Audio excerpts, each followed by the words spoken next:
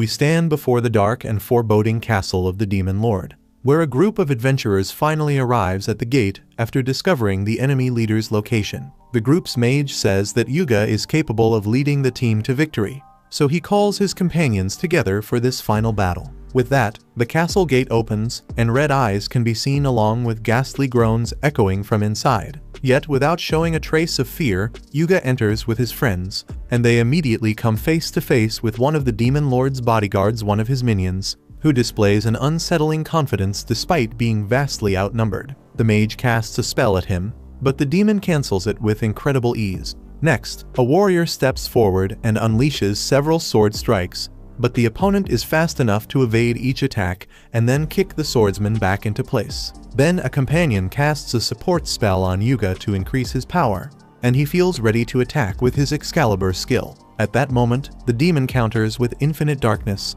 a spell so strong it instantly devours Yuga's attack and explodes over the adventurers. After taking such overwhelming damage, Yuga wonders if this is the end as he slowly closes his eyes. Meanwhile, the demon approaches the group and is left speechless by the beauty of the priestess. At that moment, one of his subordinates asks their captain if they should finish off the enemies, and the superior jolts, remembering he had ordered the minions to stay hidden. The three underlings notice their leader staring strangely at the girl, but he insists he is only deciding what to do with the four adventurers. The minions assumed they would eliminate the humans, but the captain instead orders them to dump the enemies in a nearby village. And as the beautiful priestess is carried outside, the demon feels the sadness of parting with such a lovely woman. A month later, one of the Demon Lord's right-hand men asks Youki how many times those unbearable heroes have tried to get past him, and the captain answers Lord Zackle that he has been challenged exactly 13 times. Zackle says those heroes are worthless if they keep losing to someone like Youki,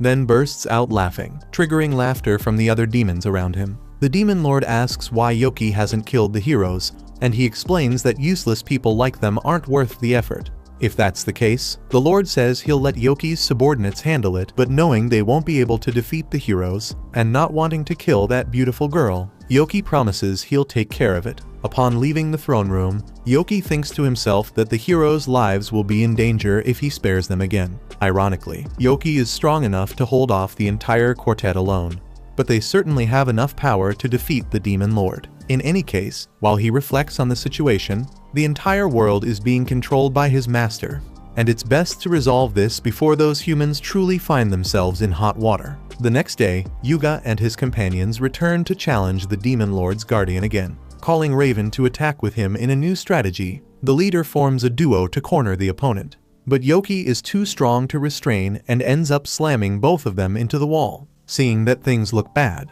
the priestess runs to heal her allies and tells Makana to hold the enemy off as long as possible. To make sure the demon stays away, the sorceress fires her strongest spells at Youki, but none of them work, giving the unwanted guests a small break. Youki waits for the girl to heal her friends before delivering a threatening speech. Once back on his feet, Yuga asks Cecilia to buff him, and once she does, he uses Excalibur again, this time gathering a far greater amount of energy in hopes of finally defeating the enemy who has been the group's biggest obstacle.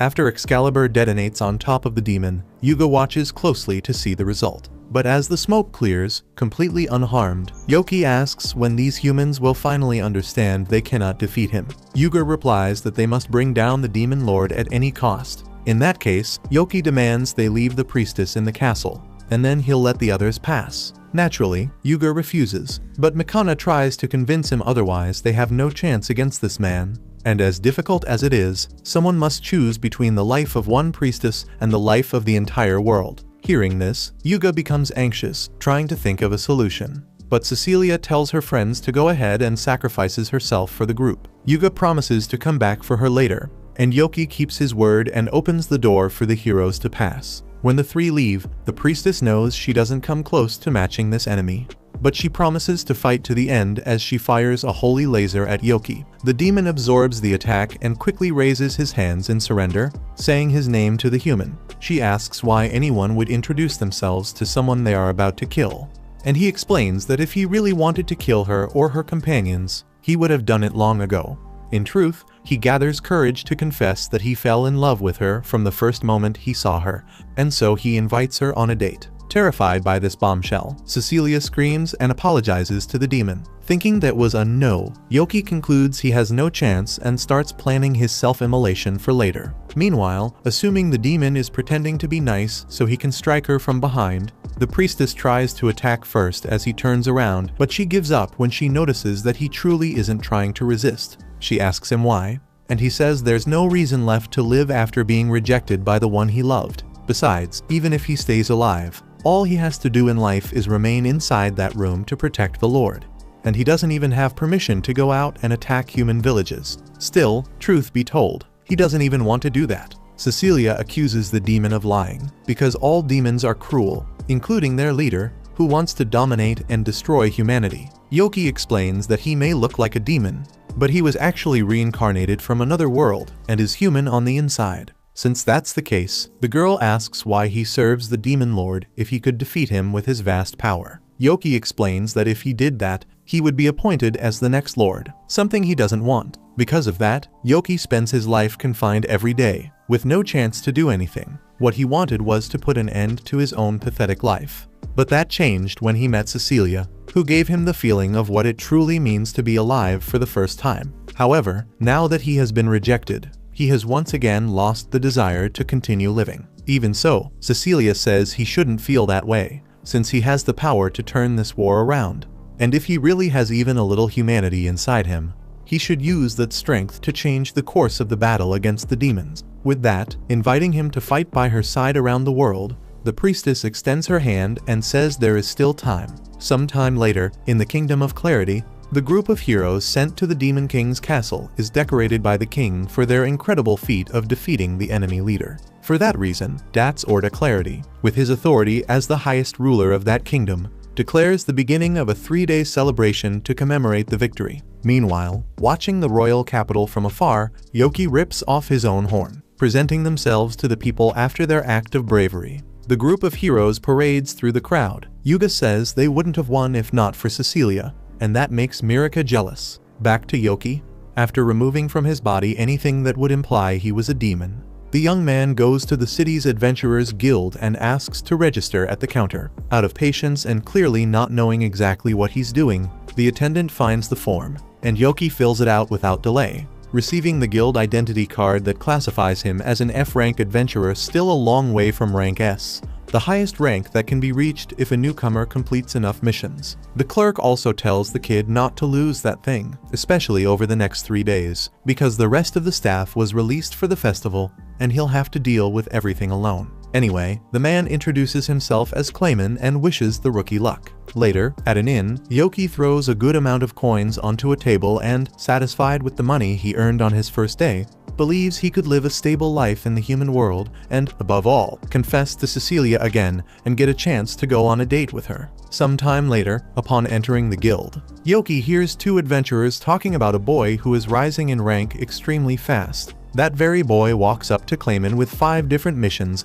and says he came to collect all the rewards, while the clerk wants to know why this kid always insists on being served by him, even when there's a cute girl right next to him ready to help. Youki explains that he got used to Clayman, and besides, he works fast. Putting that aside, Clayman asks who this boy really is, and he nervously replies that he's just an ordinary adventurer, not falling for that nonsense. Clayman doesn't believe someone who rose from rank F to D in just 1 week can be called ordinary. Still, since the boy hasn't done anything illegal, the attendant can't investigate him or anything like that, so he drops the matter. At that moment, disguised so she won't be recognized, Cecilia walks up to the counter and invites Youki to her house to talk. Obviously, the supposed demon isn't going to let that chance slip away. So shortly afterward they arrive at the adventurer's mansion by carriage. One of the gate guards, as always, is eager for the beautiful Cecilia to return so he can admire her angelic face again, but when he sees a kid stepping out of her carriage, the big guy approaches him with hostility and asks what he's doing inside Miss Cecilia's carriage. The lady of the house appears to scold the guard, while another guard pulls him away before things get worse. Inside the mansion, the priestess apologizes, since she should have found Youki earlier, but he doesn't regret the time spent as an adventurer, because he was having a lot of fun. He's actually surprised she managed to find him. and she explains that Youki has become the city's main topic in the last few days because he rose in rank in the blink of an eye. And speaking of that, Cecilia says that's exactly what she wanted to talk about. She wants him to leave the Adventurers Guild. She explains that even though the Demon Lord has been defeated, it's not as if all dangers in the world disappeared along with him. And it's a fact that the human nations will soon restart their usual conflicts in search of supremacy. The signs are clear. For example, Yuga has begun receiving several marriage proposals from other nations. And Youki understands why, as if the guy didn't already have premium skin, now he's the most popular man in the world at the moment. However, Cecilia explains that those proposals go far beyond that, since marriages with important figures are simply a way to gain more power and influence in the human world.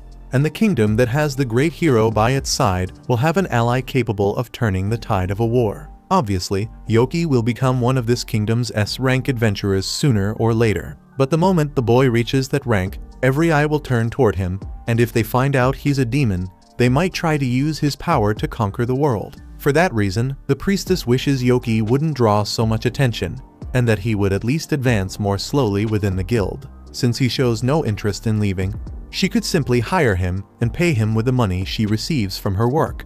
But she doesn't have the budget to sustain an adventurer who earns the same as an S rank. In return, she kneels and promises she would do anything if Youki accepts her proposal. Faced with that, acting like a complete idiot because he clearly has no idea how to deal with the girl he loves in that position, the boy makes it clear that it would be hilarious to imagine him falling for the sweet talk of any random little nation, because it's obvious crystal clear that he only has eyes for his beautiful and beloved Cecilia. After laughing at the boy's reaction, the girl is pleased with his answer, until someone knocks on the office door and walks in. It's Celia Aquarain, who introduces herself as Cecilia's mother. Youki holds himself back so he doesn't embarrass himself in front of his future mother-in-law, while Celia explains that Sophia, one of her maids, will deal with the guard who disrespected Youki at the gate. The kid imagines that a big guy like that won't learn any lesson coming from a defenseless little kitten like Sophia, while Celia is actually discussing with the maid how many of the guard's bones should remain intact. After settling the matter and dismissing the maid, Celia reveals that her daughter has received many marriage proposals, including one from the hero himself, Yuga, who apparently has a massive crush on the girl. Youki goes crazy and swears he'll show everyone who the real monster is here, but Cecilia tells him to cool it, because she already turned down all marriage offers, including the hero's. Seeing that this young man clearly likes her daughter, Celia approaches him and proposes that Youki marry Cecilia. Extremely nervous, Youki looks at his beloved and apologizes for what he's about to say. But since he already confessed to her once and was rejected, what he wants now is to rise in life as an adventurer, and once he's stable in his profession, confess to her again, because he wants to respect her feelings. Hearing that, Celia says the boy passed the test, because she would never let her daughter marry someone who thought otherwise. Because of that, the lady of the house makes it clear that Youki is always welcome in her home. After this conversation, Youki and Cecilia meet in the garden to say their goodbyes. And after everything that was said in that room, to the demon's delight, they decide that from now on they'll address each other by their first names, a big step in intimacy for the two of them. Some time later, a titanic battle was taking place in a random forest, where Youki was fighting a chicken with a serpent's tail. After dodging the monster's attacks with a smile on his face, the young demon counterattacked with lightning magic and completed his mission by collecting the cicatrix's feathers. According to Clayman, Youki would need a week to finish this job, but the boy bragged after needing only a single day. However, while he was boasting about it, Youki was attacked by a headless knight and narrowly escaped the sword strike. Then, a harpy tried to attack him from above, but was pushed back by the demon's wind magic. As if that weren't enough, a fairy tried to ambush Youki from behind with a knife in hand. But Youki managed to warn Shaik that it was him. Recognizing the captain, Shaik scratched his head for having thought he was some adventurer hunting demons. Along with the fairy, Happiness the harpy and Duke the headless knight also recognized their boss. Duke grumbled that Youki had disappeared out of nowhere after the demon lord was defeated and asked why he looked human, with the whole group demanding a good explanation. Youki explained that he confessed his love to the priestess from the hero's party and was rejected, which messed with his head and made him decide to become Youki, a human adventurer. Therefore, his subordinates were now free to take whatever form they wanted. Honestly, none of the three liked this idea, and Duke even wanted to meet the girl the captain was so in love with. On the other hand, Youki needed to hide who he really was and couldn't be walking around with a guy carrying his own head, a girl with pigeon wings instead of arms, and a kid with mosquito wings. Still, since the boss managed it, the three also thought they could. So, Youki demanded that his subordinates be ready for anything. But right at the start of this new journey, when Youki met Cecilia again at her house, the girl scolded him for plucking Happiness's feathers, which is considered a serious crime for a harpy. Later, Youki, Cecilia, and Duke sat down for tea, while the other two played in the backyard. Cecilia thought Youki's subordinates didn't look like demons, so Duke explained that he was a Dullahan, Happiness was a harpy, and Shike was a pixie. He even wanted to take off his head to show the girl, but it was stuck to his helmet and armor. Youki complained that his companion talked too much and didn't act like a proper Dullahan, and the subordinate replied that this was the captain's fault. In fact, he hadn't liked the captain at first. Back when Youki was known for being a recluse, when Duke's superior, Zekier, entered the boy's room to order him to kill some humans, Youki responded aggressively and refused, so he was sent to solitary confinement. Since that kind of behavior was unacceptable for a demon, Duke was told to deal with the kid. But besides losing the fight, he also lost the argument, because Youki filled his severed head with a bunch of ideas. In any case, Duke and the others had become very fond of their boss. Speaking of Shike and Happiness, the two had disappeared, and Youki feared they had entered the mansion, where their true identities could be discovered. Because of that, the trio went looking for them and found Shike on the lap of Celia Aquarain, Cecilia's mother. Youki asked if the boy had caused trouble, but the woman loved children and had simply kept him company while he ran around the garden, until he got tired and fell asleep. Cecilia then asked about the girl who had been with Shike, so Celia explained that Sophia had taken her away, leaving the trio worried. Meanwhile, after dressing the girl according to the job, Sophia was telling Happiness that she had talent for being a maid until Cecilia arrived with the others and said that the girl was a friend of Youki's. Sophia apologized, thinking Happiness was the new maid scheduled to come that day, so Youki asked the harpy to change out of the outfit. But she refused and confessed she had always wanted a job and ambitions in life, so she was delighted when Sophia promised to show her the servants' quarters in the mansion. Since Happiness had decided not to leave, the others headed out and said goodbye to the new maid of Cecilia's mansion. During the farewell, Celia whispered to Youki that her daughter, besides being the priestess of the hero's party, also had connections with important people. Since she hadn't been resting much lately, the mother would make Cecilia take a day off tomorrow, so it would be nice if Youki invited her out. The next morning, embarrassed, Youki waited for Cecilia to arrive for their outing, and when she showed up in a carriage, the boy couldn't help falling even more in love with her different look. He commented that the glasses suited her, and Cecilia explained they were part of her disguise, since it would be a problem if people found out she belonged to the hero's party. Youki knew she was a kind of celebrity for being part of that group, and although she apologized for involving him in it, he assured her he would do everything to make her day off wonderful. Soon after, as they walked through the city streets, Cecilia asked for a new cake at a cafe, and, after looking at the sweets inside, it would be a great idea to stop by later. Then, she was enchanted by some flowers at a flower shop, and Youki couldn't stop thinking that she was much more beautiful than them. And after that, when she found an animal on the street and petted it, she said the creature was adorable. But Youki held himself back from saying who he really thought was adorable in that moment. Next, the potential couple visited a clothing store so Cecilia could try on some outfits, which only increased the attraction Youki already felt for her. When they left the store, Cecilia confessed that the everyday life she was enjoying with him had achievement as if scored. At that moment, they come across an accessory shop and decide to step inside. While they're looking around, a guy recognizes Cecilia and shouts her name. So a woman quickly covers his mouth and calls him every name she can think of. Cecilia turns toward the voice and realizes that the ones who called her are Yuuga and Mikana, her teammates. Yuuga walks over and says he's also taking a stroll while enjoying a rare day off after so long,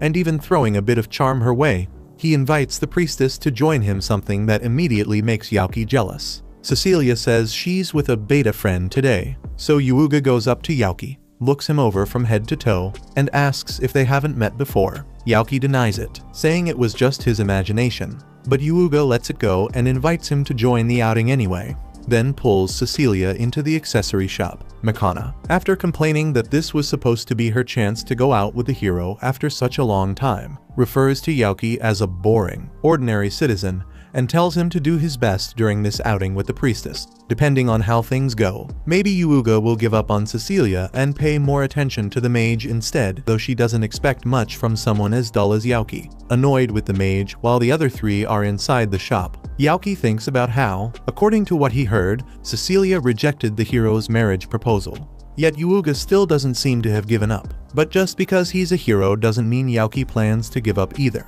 With that winner's mindset, the demon walks into the store and asks his beloved if she found anything she liked, since he wanted to give her a gift to thank her for the other day. Listening closely and visibly bothered by how the two are interacting, Youki cuts in and promises to buy an amazing present for Cecilia and for Mikana. Nervous because of this competition that Youki is forcing, Youki notices an interesting necklace and shows it to Cecilia, who blushes because she really likes it. In turn, Youki shows her a hair ornament, the most expensive accessory in the shop, so big it practically looks like a shield. Anxious to put it on her right away, the hero pulls her hat off, accidentally knocking off her glasses as well. The disguise gone, the people in the shop immediately recognize her as a member of the hero's party. In no time, even people outside hear the shouting and rush in to get a piece of Youki and Mikana when they hear the two are inside that shop. The three of them run off to escape the crowd, while Youki is simply left behind in the middle of the confusion,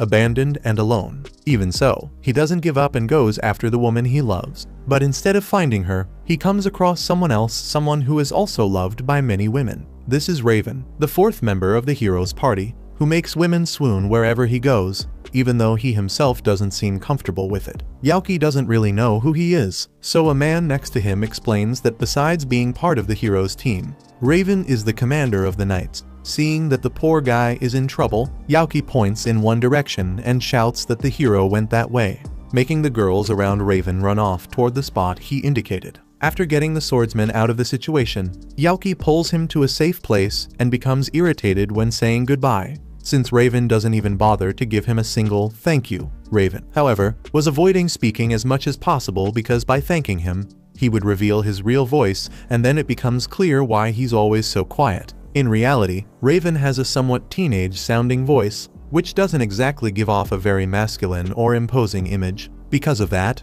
and because some people laugh at his voice, he avoids conversations altogether, showing empathy. Youki says that everyone has something they want to hide. After all, he's a demon and knows that very well, though of course he doesn't say that part to the human, since only his mother and cousins were the ones who never laughed at his voice. Raven asks if Youki wants to be his friend. Despite the initial awkwardness at such a sudden and strange invitation, the demon accepts it normally and greets his new companion kindly.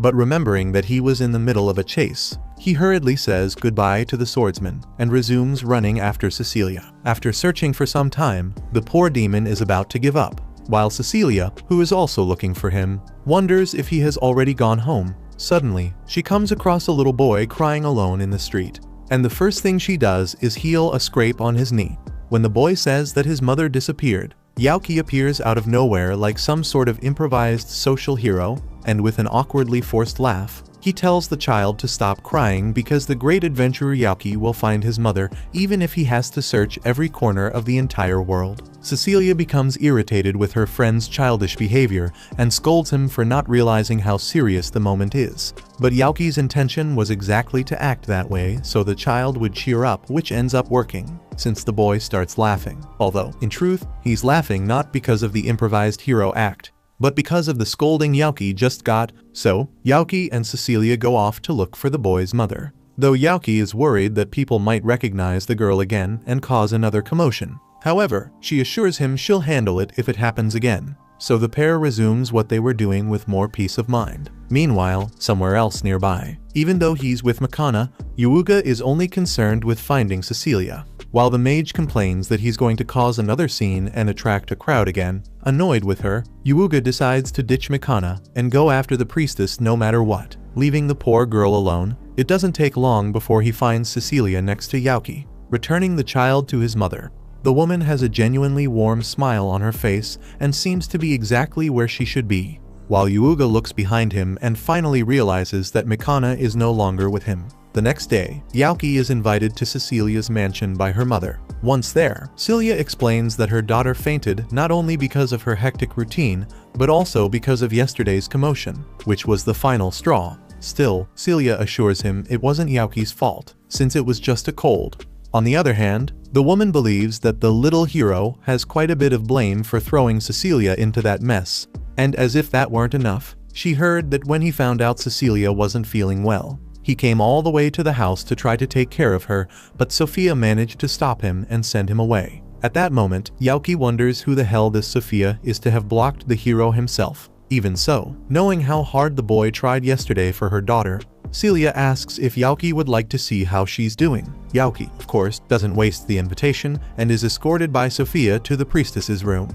When the maid knocks on the door and announces that Youki has come to visit, the girl panics and asks for a few seconds to tidy herself up. When he enters the room, Youki apologizes for dragging her into that confusion, even knowing how tired she was. Cecilia, in turn, pretends that it really was his fault and, as compensation, asks him to accompany her on her next day off, which makes him feel like he just won the lottery. Because of that, acting as if he were a hero, he promises not to fail again next time and asks the maiden to enjoy the peace of her colorful cocoon while he eagerly awaits their second journey together. Cecilia bursts out laughing at the guy's nonsense. But when she starts coughing, Sophia appears instantly, puts him in a chokehold, and demands that he not speak so loudly so he doesn't harm the young lady's health. In fact, Sophia throws the boy out of the house as if he were a bag of trash, and Happiness herself closes the door in the captain's face, pointing out how powerless he seems now. After being kicked out, Youki finds Raven outside,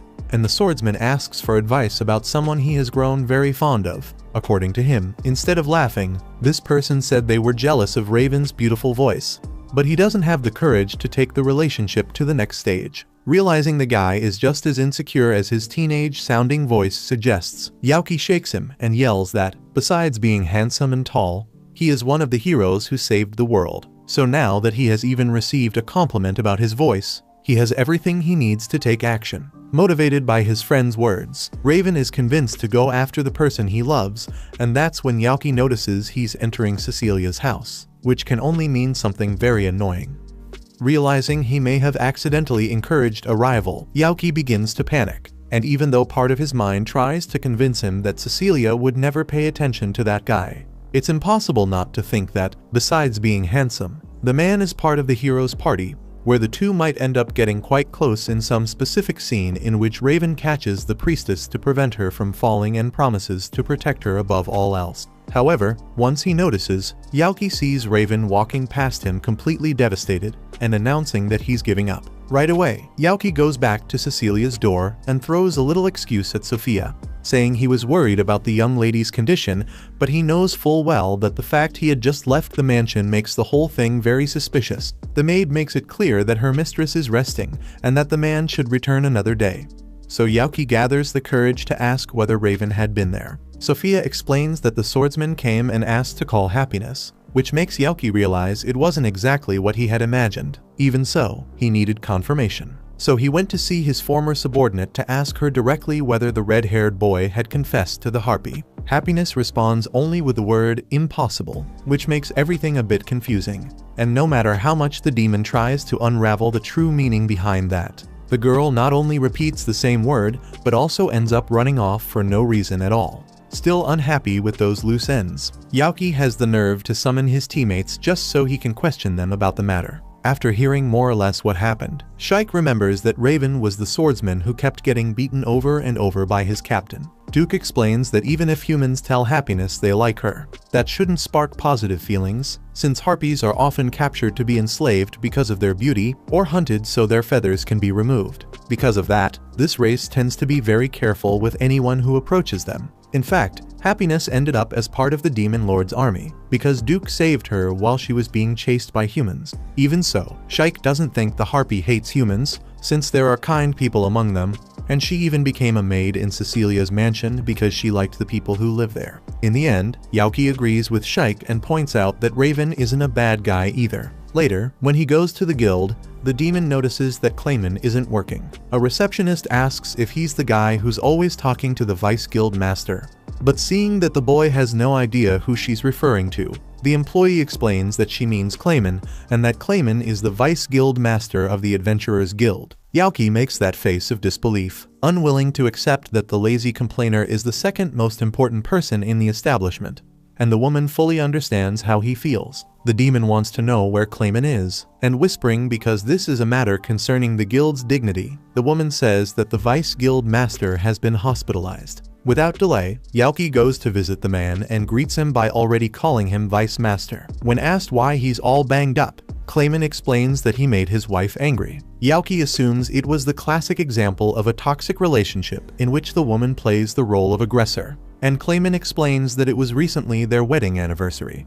He was choosing a gift but became so unsure about what would actually be nice that he ended up not buying anything at all, not only arriving home empty-handed but also late for their scheduled dinner. Because of that, his wife thought he had forgotten their anniversary and gave him a real beating, which confirms the demon's suspicion and makes him understand why the receptionist shared the story in secret. Youki comments that Clayman's wife seems pretty strong, and he explains that she is a former rank adventurer, just like he was. Actually, the two formed a duo in the past and were known as the Invincible and Apathetic Couple, a nickname Youki honestly thinks is not cool in the slightest. Either way, the demon offers to heal the man with his magic, but Clayman refuses, saying this is an opportunity for his wife to take good care of him. Speak of the devil, much to the demon's surprise. The one who suddenly shows up calling Clayman darling is none other than Sophia, Cecilia's tough-as-nails maid. Clayman receives his sweetie with all his heart and affection, but immediately gets a heel strike to the skull, since he always calls her Sophia and now comes up with this sweetie business. At least he managed to see under his wife's skirt, which made it worth it for him. Outside the room where Clayman is hospitalized, Sophia thanks Youki for visiting her husband, and when asked about Cecilia, the maid explains that the fever has gone down and her mistress is already fine. Youki wants to know if he can visit his beloved today, but he finds out that she'll be out all day on business, seeing that the priestess from the hero's party is even busier than he thought. Youki asks her maid whether girls really care about that whole gift thing.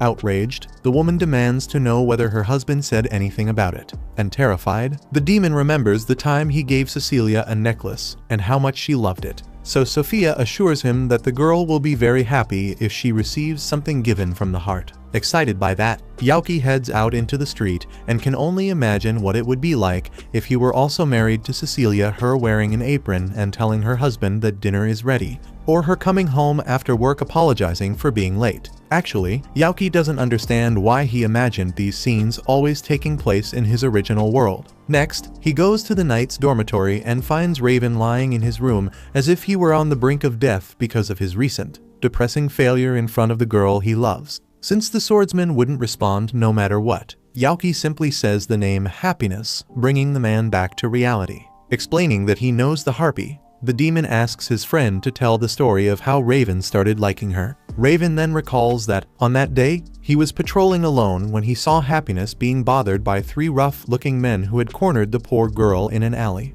Noticing that Raven was watching them, one of the men attacked him, but Raven swept his legs out from under him in a humiliating way, sending him crashing chin first onto the ground. At that moment, another man realized they were standing in front of Raven, the commander of the knights and a member of the hero's party, so the trio ran off. Without expecting anything in return for saving her, the swordsman simply turned to leave, but Happiness tugged on his cape and thanked him. Without meaning to, Raven replied that he was just doing his job, revealing his almost childlike voice, which filled him with embarrassment. However, instead of reacting the way he imagined, the girl told him his voice was beautiful, and went even further. She said she envied his voice. After saying that, she hurried away. Remembering that moment, Raven thought her uniform looked familiar, and Youki adds that this was why the commander went to Cecilia's mansion. Raven doesn't understand how Youki knows Cecilia, so the demon ends up telling the story, or at least part of it. The human is impressed with his friend for having abandoned his hometown to go after the woman he loves,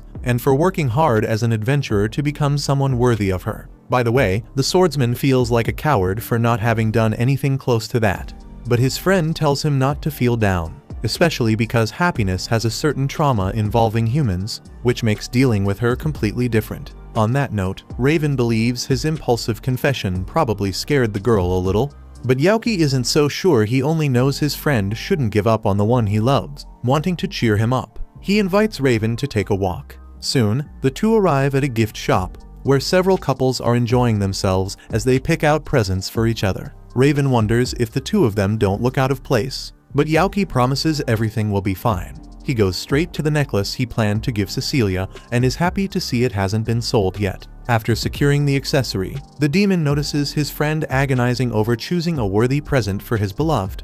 But together they reach a consensus on what to give. Raven asks whether it wouldn't be frightening for the harpy to receive a gift from a man she barely knows. So Youki, acting as if he were some experienced charmer, teases him for not knowing and explains that women love receiving heartfelt gifts. Besides, according to the demon, the design of that accessory will suit happiness perfectly. Thus, Raven buys the item, communicating in writing so he doesn't have to use his voice. Then, before they can leave the shop, Makana runs into them and insinuates that the two are a couple buying gifts for each other. The provocation annoys Youki enough that he blurts out that they're buying gifts for the women they love. Hearing this, the mage already knew the boy had been interested in the priestess of her group the whole time, but she's surprised to learn that even Raven is in love. Since the commander didn't say anything, she realizes this is her fault after all. She laughed at his voice when they first met.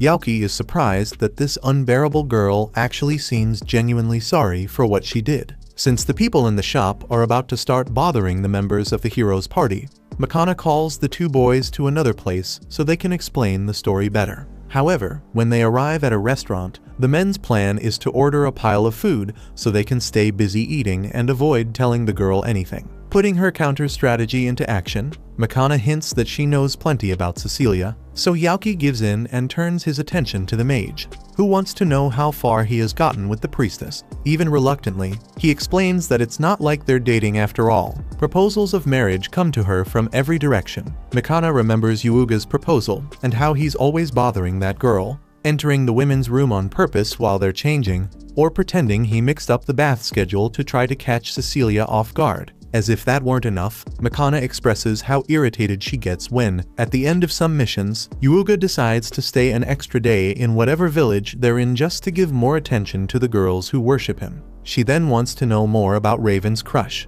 but Youki steps in to protect his friend's pure love. That irritates the mage, because it makes her look like the villain of the story when her intention has always been to help somehow. Besides, she says, it's good to talk about these things sometimes. Using writing again, Raven asks if she also wants love advice, and when she pretends she doesn't, he assures her that Youki is trustworthy.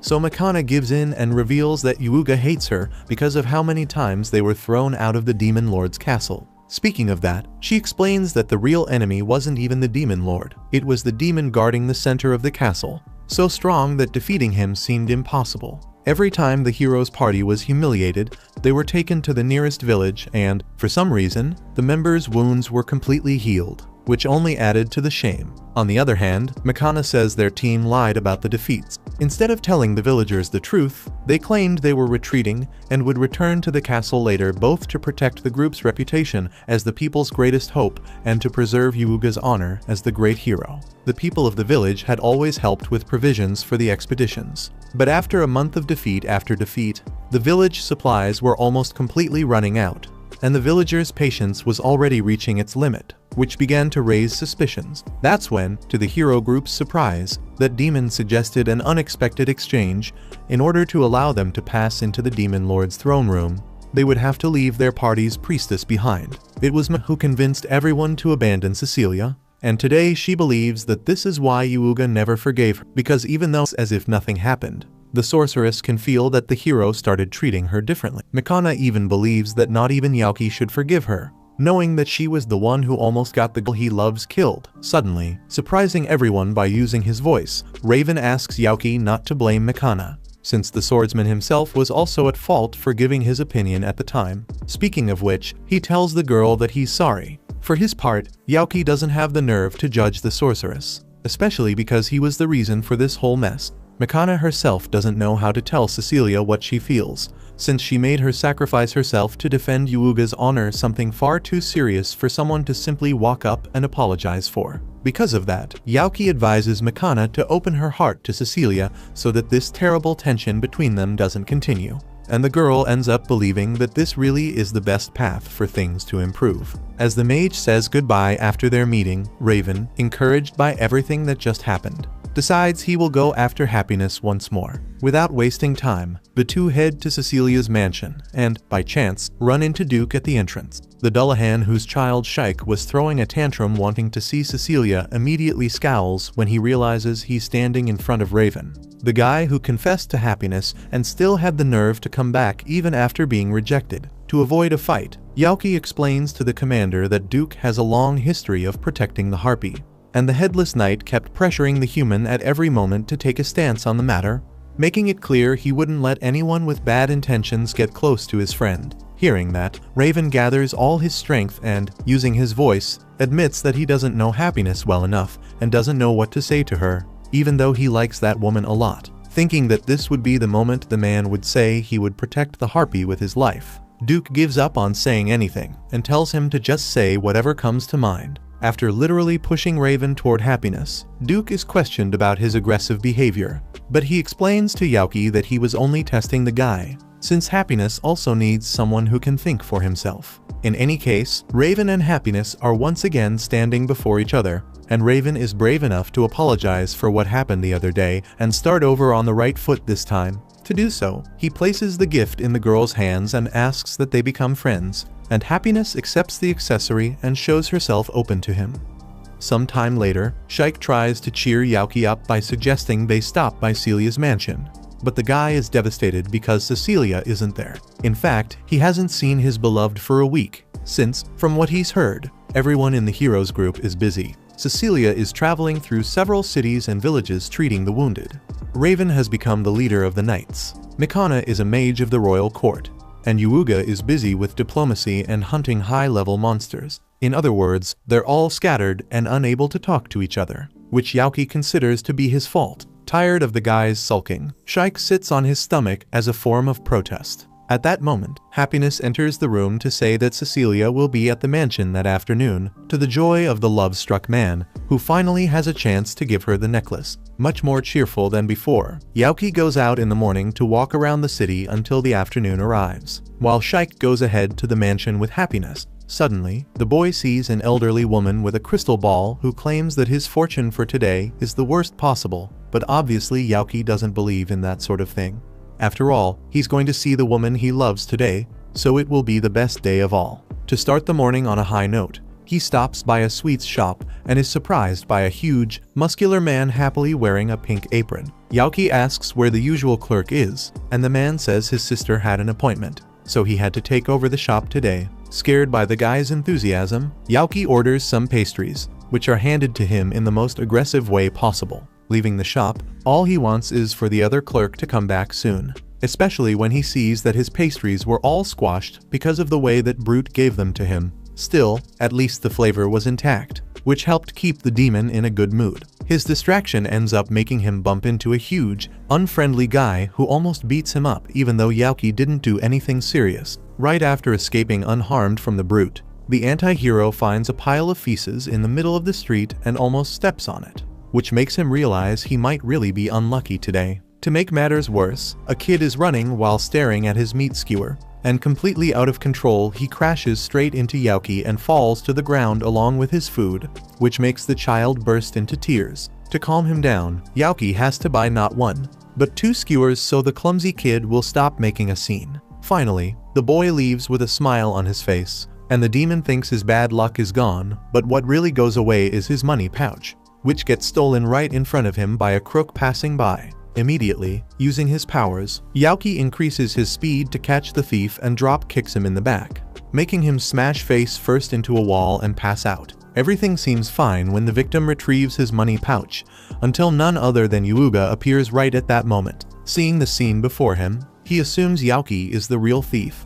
Not recognizing him, the hero has the audacity to react with extreme violence against the suspect resisting arrest. After narrowly escaping several sword strikes, the demon tries to run away after losing his money, but he ends up surrounded by warriors accompanying the hero, so he has to surrender in the end. Thus, ending up in prison was the necessary event for poor Youki to admit that the old lady was right about his day. In the middle of this, Duke shows up asking if the captain has ended up in a life of crime due to lack of attention from Cecilia. Happy to see a familiar face in this miserable place, the prisoner runs to the Dullahan, who says that Raven is investigating the situation and soon they'll have an answer. Youki doesn't understand why Duke doesn't call Raven Commander, since he joined the Order of Knights. But Duke says that his only superior is Youki, and since he calls him Commander in public, there's no problem. Meanwhile, an elf named Irene asks her companion to return to training, because the Vice Commander is angry that he left without permission. Before anything else, Duke asks for the cell keys,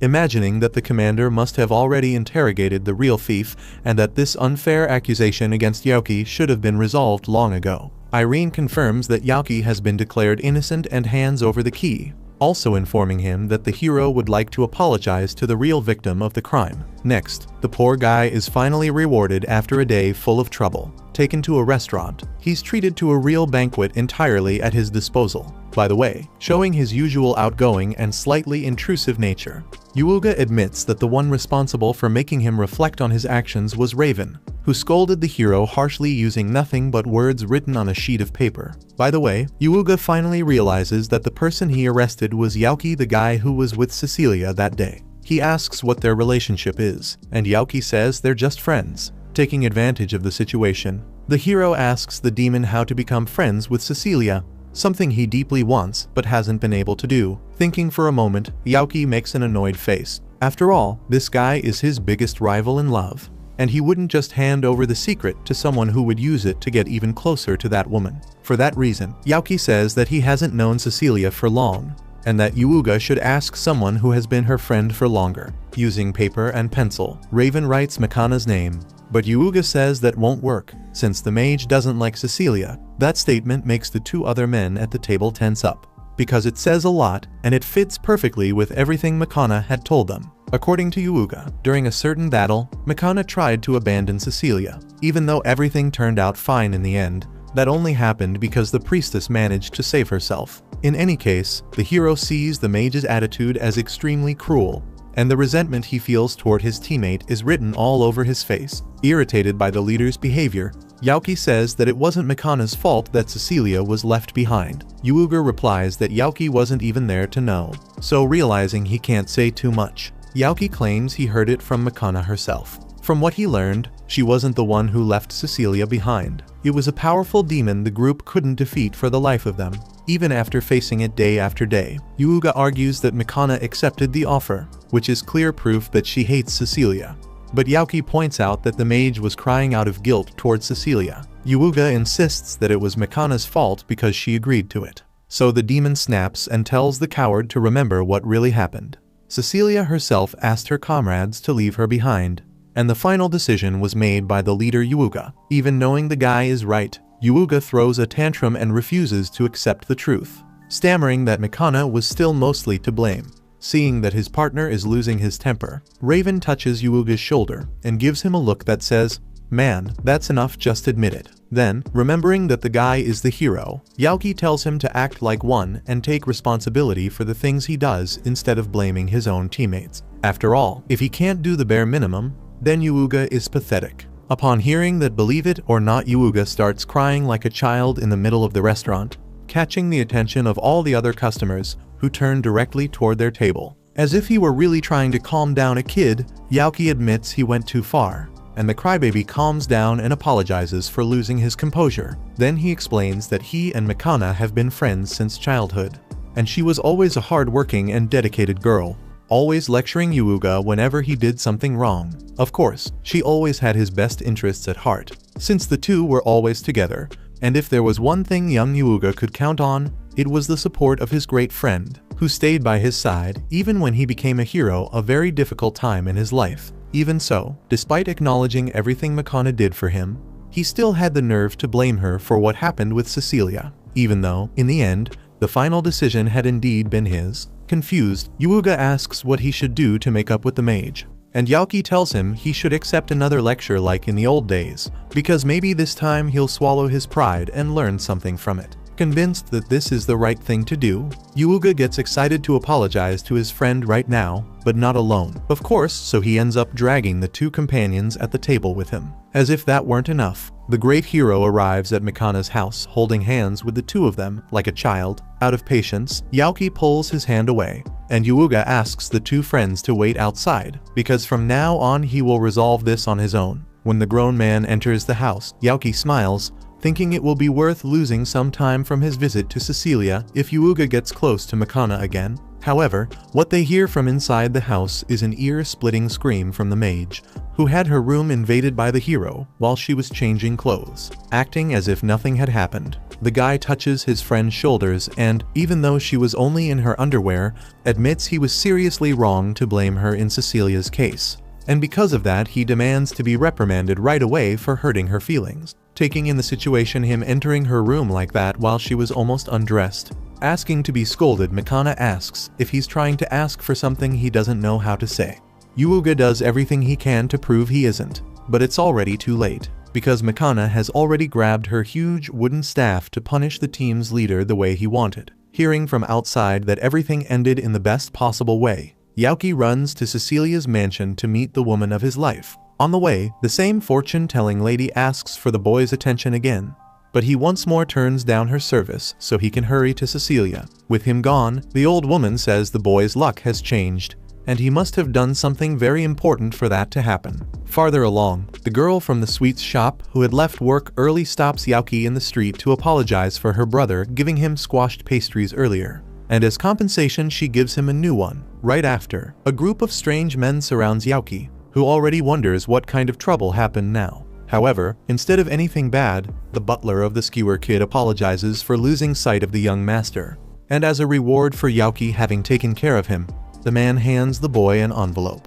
As soon as he arrives at the mansion, Youki is scolded by Happiness, who wasn't as happy as his name suggests, since the guest had arrived late. On the other hand, Cecilia was as dazzling as always and in a great mood, since the two hadn't seen each other in a long time. To improve the atmosphere, Youki gives the gifts he had just received to his beloved. In this case, pastries and skewers, a strange combination, according to Cecilia, who uses the food as an excuse to prepare some tea. Youki asks if that isn't the servant's job, but the girl proudly says she learned from Sophia, including how to cook, which makes the boy fall even more in love. As they continue talking, he tells her all the news, like the fact that Happiness and Raven are now friends, and that Yuuga and Mikana have made up. However, as soon as that was said, Yuuga suddenly barges into Cecilia's room, and after admitting he realized his mistake, he asks her to scold him. Instead, he gets punched in the face by Mikana, who was right behind him, since he had completely misunderstood everything.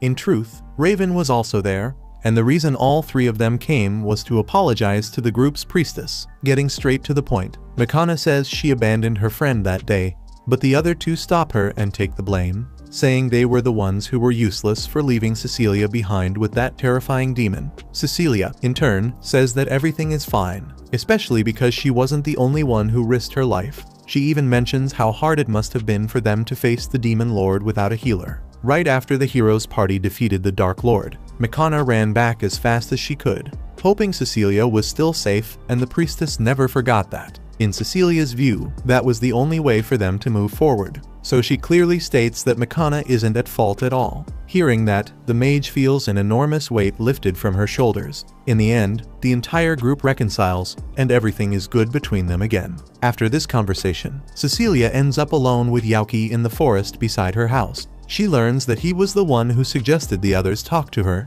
so she thanks him for everything he has done, especially for becoming a friend to her family and to her companions, which makes him feel more and more like a part of this world, and particularly a part of her world. Feeling shy, Youki gives her the necklace he had wanted to give her for a long time, reminding her that it's the exact same one from their first meeting. Ironically, when the girl accepts the gift, he is the one who starts crying and thanking her, and Cecilia finds it amusing. She even reflects on how much more fun her life has become since she met Youki. Meanwhile, in other parts of the world, not everyone is having such a lucky day. In a certain village, a group of bandits invades and sets the area on fire while searching for valuables, even threatening to use the women and children for horrific purposes. At that moment, a swordsman appears and kills the bandit leader with a single strike, along with his 2 henchmen who attack him right after. Despite the supposedly heroic deed, the man acts as if he's completely fed up with everything.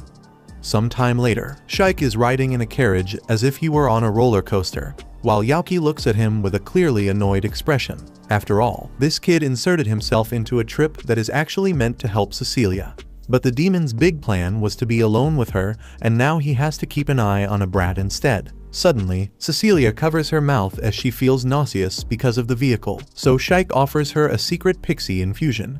As soon as she drinks the substance, the girl already feels better, and the kid takes the opportunity to tease Youki, saying how useful he is. Finding it funny, Cecilia says she is relieved that both of her friends came along with her. When they arrive, the trio goes to a village where Cecilia heard there had been a bandit attack. An elderly man approaches the group, surprised by Cecilia's arrival, and the priestess introduces the 2 friends who came to help. Speaking of help, the trio is taken to the community church, where some injured villagers are being housed to receive treatment. So Youki and Shaik roll up their sleeves and do what they can to heal the residents alongside Cecilia. Seeing the girl's kindness and empathy, Youki couldn't feel more in love with her. The old man from before even approaches him to point out how wonderful she is, and Youki completely agrees. By the way, he comments that the attack on the village could have been worse, but fortunately, no one was killed. The villager explains that the bandits stopped when someone showed up and began knocking them down one by one. Thinking about this, Youki notices that Cecilia is already tired from healing so many people, so he asks her to take a break. But when the girl refuses, he secretly casts the holy veil on her, making her fall asleep. The people around them stare at the strange scene as the demon catches her in the air so she won't fall to the floor, explaining that the healer needs a place to rest for a while. Hours later, when she wakes up, Cecilia tries her best not to punch him. Even though he apologized for what he did, she points out that it's not okay to ignore other people's will. Youki raises his voice and argues back that she can't push herself too much, since she would have fainted if she had continued healing. Embarrassed, Cecilia admits he's right and promises not to overdo it anymore, and Youki informs her that they have already finished all the healing. Naturally, the girl smiles brightly in gratitude, and the man can't help but feel momentarily flustered by her beauty. At that moment, the elderly man who has been interacting the most with the trio enters the room, and after asking how the priestess is, he apologizes for bringing this up now, but needs to ask them to examine a girl named Till who lives on the outskirts of the village. In her case, she was not attacked by the bandits, but she has had fragile health since birth and is bedridden, which worries him. Without thinking twice, Cecilia asks where Till is located. Shortly after, accompanied by her 2 friends, the priestess enters the sick girl's room and explains that they came at the village chief's request to examine her. Speaking of which, Till begins coughing non-stop, so Shaik gives her a medicine to drink. The girl stays still for a few seconds with the medicine in her hand, so Youki tells her to relax, because even though that brat looks like that, he does have knowledge. That said, while Shaik turns around to argue with the demon, Till takes a gulp of the medication and feels her body lighten. So she thanks them not only for the group's help, but also for the blessing of the guardian deity. Youki asks what she means by that, and she explains that it's the statue of a god near the village. According to Till, even on the day the bandits came, on her way home after delivering an offering, she suddenly felt sleepy and ended up escaping the attack. Besides that case, she remembers that when she was still 7 years old, she was surrounded by wolves in the forest and thought it was the end for her. But the guardian deity saved her. Paying close attention to the story's details, such as the sleepiness and the black ray, Youki and Cecilia suspect it might be a case of dark magic, and this makes Till deeply irritated so much so that she insists on personally showing them the deity's statue. Said and done, the trio from the kingdom of Clarines goes to the so-called statue and has no doubt it's the sculpture of a demon. Till becomes even more defensive and demands that they not mock the guardian deity. But just as she is about to raise her voice, she is overtaken by another coughing fit and unable to speak. Worried, Cecilia tries to help, while Youki feels chills from the statue and imagines it might be a gargoyle that was once in the demon lord's castle. That said, out of nowhere, the statue moves and attacks the boy with its black rays. After dodging, Youki is now certain it is a gargoyle, while Shaik appears behind the enemy and, after kicking its head, puts it in an immobilizing arm lock. With no way to move, the gargoyle asks to be killed immediately. So Shaik pulls out his knife without hesitation, but his captain tells him to calm down, because he needs to talk to this thing first. Thus, the gargoyle gets the chance to explain that it attacked after hearing that they knew who he was and where he came from. Speaking of that, Youki asks why a gargoyle ended up becoming the guardian deity of a village, and the monster says that it was originally created to protect a certain temple, but was stolen by thieves in the past who eventually attacked the village. Therefore, the creature delivered divine punishment to those criminals, and that act was interpreted as salvation by the villagers, who began to see it as a guardian deity, although nowadays only Till still visits the small shrine. In fact, the girl even cleans the shrine whenever she can, and her presence and care made the gargoyle protect her again when the most recent bandits came to attack the village. In short, it never intended to hurt humans or even get involved with them. But circumstances ended up changing the situation. After hearing this story, Youki whispers something into Shaik's ear. At night, Youki and Cecilia finally walk together around the village, after Shaik asked to go ahead so he could sleep. In reality, it was Youki who told him to do that, precisely so he could get a moment alone with the woman in his heart. Picking up the topic from earlier, Youki thinks it's fine to leave that gargoyle alone, and Cecilia even agrees, though she finds it a bit worrying to have a monster in the village. Either way, they decide to drop the matter, and once the conversation ends, the two of them fall into an awkward silence. Embarrassed, they can both feel the tension building. Youki starts to panic because he has nothing else to say, while Cecilia seems to get used to the silence and feels comfortable just walking. But suddenly, she trips on a root and almost falls, and the gentleman is ready to catch the maiden. That physical contact brings them closer than ever before, but neither of them manages to take things any further, and they end up stepping apart. Hours later, that same night, the alarm bell rings to warn of a new attack from a group of bandits. But this time Youki, Cecilia, and Shaik are there to prevent the worst. Youki orders Shaik to jump into action, and even though the boy is dying of sleep, he pushes himself and begins tearing through the bandits without mercy. Jaw dropped, Cecilia points out how frightening that kid is, and Youki explains that there's a reason he's his subordinate. But since he also has to join the fight, the demon starts with a tempest breath that sends several enemies flying. And so begins a conflict the monsters dominate with ease. However, a strange sound comes from the guardian deity's sanctuary, so Youki sends Shaik to check it out. Meanwhile, the entire gang gathers to face the demon and still feels confident in their victory.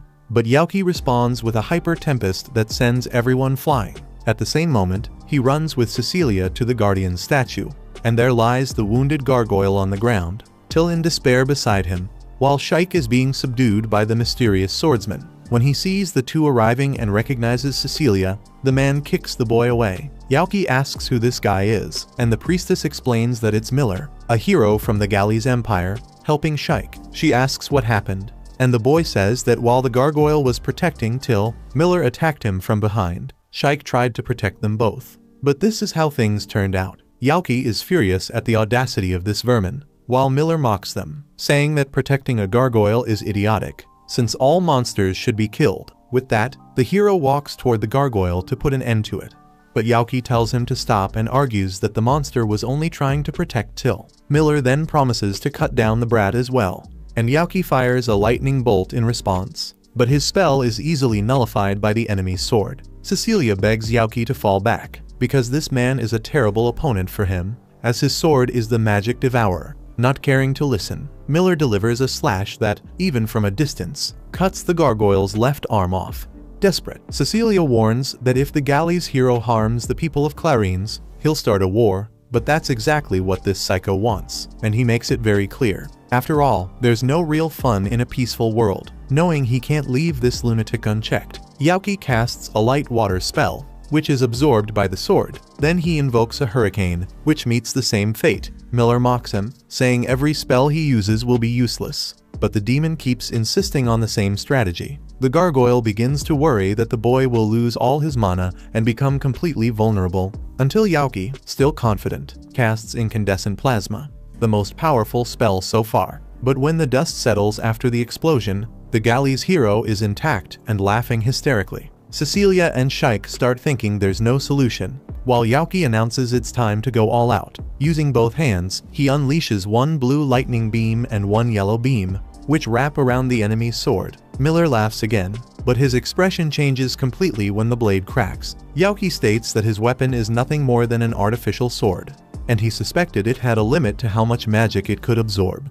From that moment on, the demon significantly increases the power he channels into the blade, until the magic devourer is completely destroyed. After that, Youki charges in with anger and punches the hero in the face with a tempest breath-infused blow, sending him crashing backward. However, refusing to admit defeat, Miller unexpectedly fires a luminous spear he had hidden. Youki dodges at the last second, so the spear is about to hit the gargoyle, but Till steps in front of it and is struck in the chest. As if that weren't enough, Miller praises the little girl's ability to entertain him, especially with the stupidity of wanting to protect a demon. At that moment, Youki is more furious than ever before, but Miller moves first again.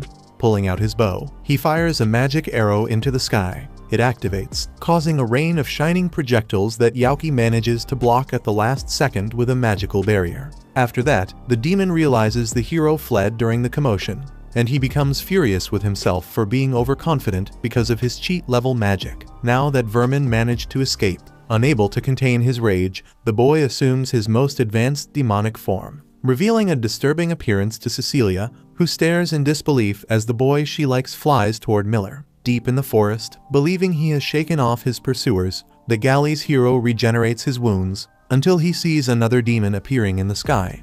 However, he takes this as the perfect chance to vent his anger after their last fight, so he draws another sword to finish the monster. But Youki displays frightening speed and strength that the human can barely follow and easily subdues the hero. Then he declares that, since Miller tore off his subordinate's arm, he deserves a painful death. With that, Youki kicks the human in the stomach, sending him sliding through half the forest and dragging trees along the way. When he gets back up, Miller can't understand how such a powerful demon could exist after their lord's death. Youki walks up to him and punches the boy in the belly, leaving him completely defenseless, then grabs him by the clothes and carries him up into the sky. From way up high, Miller finally understands the demon's brutality and admits that killing is actually pretty fun. Those words make Youki remember the look on Cecilia's face when she saw him in that demonic form. Calming his intensely red eyes, the demon says this guy isn't even worth killing, and tells him to go back to his kingdom if he's lucky. Then he throws him into a lake far below. After dealing with that situation, or at least part of it, Youki returns to the village, where Shaik, Till, and the gargoyle were resting inside a house while Cecilia waited outside, worried. When the boy arrives, the girl's relief is clear, even considering everything that happened. His head starts bleeding heavily, and he explains that he had to tear off his own horn with his hands. The priestess heals the wound and welcomes her companion back. The next day, after recovering thanks to Cecilia's healing, Till expresses her desire to go to Minerva to look for a way to regenerate the guardian deity's injuries. Since simple healing magic won't be enough, Cecilia points out that monsters aren't allowed in Minerva. But Youki suggests changing the gargoyle's appearance using earth magic. In the next scene, at Cecilia's mansion, Till is overjoyed with her new maid uniform, since Celia hired her after her daughter recommended her. With his usual shamelessness, Youki asks to leave a stone statue in the house, which is actually the gargoyle, but Celia immediately rejects that tasteless sculpture. Hearing this, Till bursts into tears and shouts the guardian deity's name at the top of her lungs. Check out these videos appearing on your screen and subscribe so you don't miss the next part.